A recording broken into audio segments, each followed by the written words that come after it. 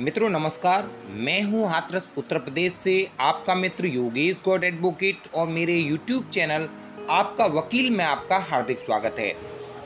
मित्रों, जैसा कि आपने YouTube थंबनेल में देख लिया है कि केवल जाति सूचक शब्द कहने मात्र से SC/ST एक्ट नहीं लगेगा। आज की वीडियो में मैं चर्चा करने वाला हूं माननीय इलाहाबाद उच्च न्यायालय द्वारा SC/ST एक्ट के संबंध में हाल ही में पारित एक महत्वपूर्ण निर्णय के विषय में।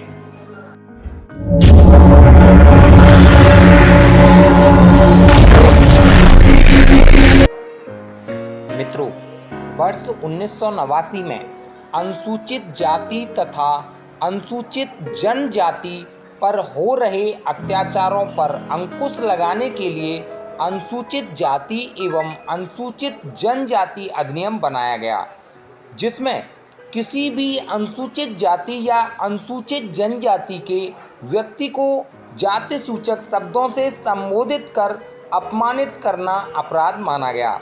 वास्तव में किसी भी व्यक्ति को उसकी जाति से पुकारना तथा जाति सूचक शब्दों का प्रयोग कर अपमानित करना बहुत ही गलत बात है, लेकिन आज के समय में इस अधिनियम का बहुत अधिक गलत उपयोग किया जा रहा है। अनुसूचित जाति एवं अनुसूचित जनजाति के लोग नाजायज लाभ लेने के लिए झूठी FIR दर्ज करा रहे हैं और FIR में स्वयं को जाति सूचक शब्दों से पुकारना या संबोधित करने का आरोप लगा रहे हैं, लेकिन जाति सूचक शब्दों का प्रयोग करना SC/ST एक्ट में FIR होने तथा मुकदमा चलाए जाने के लिए पर्याप्त नहीं है। 2016 से पूर्व जाति सूचक शब्दों का प्रयोग करने पर SC/ST एक्ट की धारा 3110 लागू होती थी, लेकिन वर्ष 2016 में SC/ST एक्ट में अमेंडमेंट होने के बाद SC/ST एक्ट की धारा 31R लागू होती है। पहले हम इस धारा की परिभाषा को समझ लेते हैं कि यह परिभाषा क्या कहती है। यह धारा बताती है कि जो कोई अनुसूचित जाति या अनुसूचित जनजाति का सदस्य नहीं होते हुए अनुसूचित जाति या अनुसूचित जनजाति के किसी सदस्य को अपमानित करने के आशय से लोक दृष्टि में आने वाले किसी स्थान पर अपमानित या अभित्रस्त करेगा, वह कारावास से जिसकी अवधि 6 माह से कम की नहीं होगी किंतु जो 5 वर्ष तक की हो सकेगी और जुर्माने से दंडनीय होगा।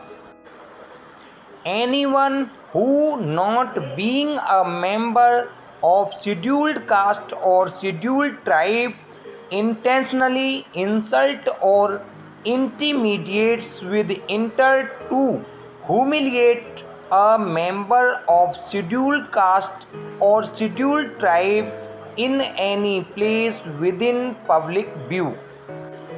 इस धारा के अनुसार इस धारा को लागू करने के लिए केवल जाति सूचक शब्द कहना ही पर्याप्त नहीं है। इस धारा को लागू करने के लिए 2 बातें मुख्य रूप से देखी जानी चाहिए। नंबर 1, जानबूझकर यह जानते हुए कि वह व्यक्ति अनुसूचित जाति या अनुसूचित जनजाति का व्यक्ति है, उसे अपमानित किया जाए। नंबर 2, अपमान लोक दृष्टि अर्थात पब्लिक व्यू में किया जाना चाहिए।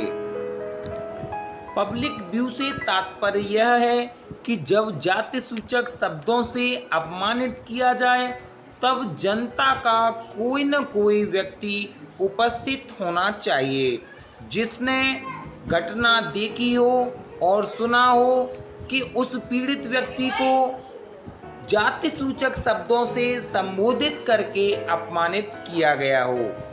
व्यक्ति जनता का होना चाहिए, न कि घर और परिवार का। यदि जाति सूचक शब्द कहने के समय जनता का कोई व्यक्ति उपस्थित नहीं होता है तो SC/ST एक्ट की धारा 31R लागू नहीं होती है।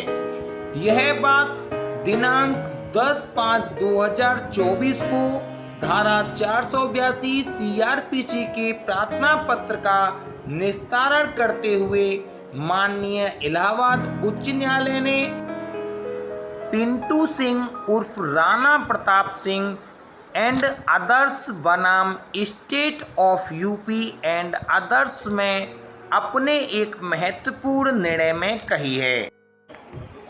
इस केस में घटना घर की बताई गई थी तथा जनता के किसी व्यक्ति द्वारा देखी गई नहीं बताई थी। जनता का कोई भी व्यक्ति घटना के समय उपस्थित नहीं था, इसीलिए यह घटना न्यायालय ने पब्लिक व्यू में नहीं मानी, जो इस धारा को लागू करने के लिए बहुत ही महत्वपूर्ण है। इसलिए इस केस में न्यायालय ने धारा 31R SC/ST एक्ट की प्रोसीडिंग को क्वेश्चन कर दिया।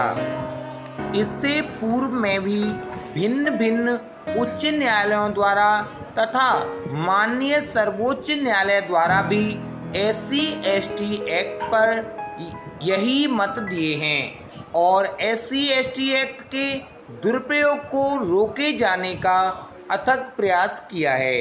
तो मित्रों, इस प्रकार केवल जाति सूचक शब्द कहने मात्र से हरिजन एक्ट अथवा SC/ST एक्ट की कार्यवाही नहीं की जा सकती। तो मित्रों, यदि आज मेरे द्वारा दी गई जानकारी आपको अच्छी लगी हो तो मेरे चैनल को सब्सक्राइब करना न भूलें और यदि आपकी कानून से संबंधित किसी प्रकार की कोई भी समस्या है तो मेरे चैनल पर कमेंट करके मुझे अवश्य बताएं। मैं आपकी हर समस्या का निःशुल्क समाधान करने का प्रयास करूंगा। धन्यवाद। योगेश कुमार गौड़, एडवोकेट, जिला एवं सत्र न्यायालय, हाथरस, उत्तर प्रदेश।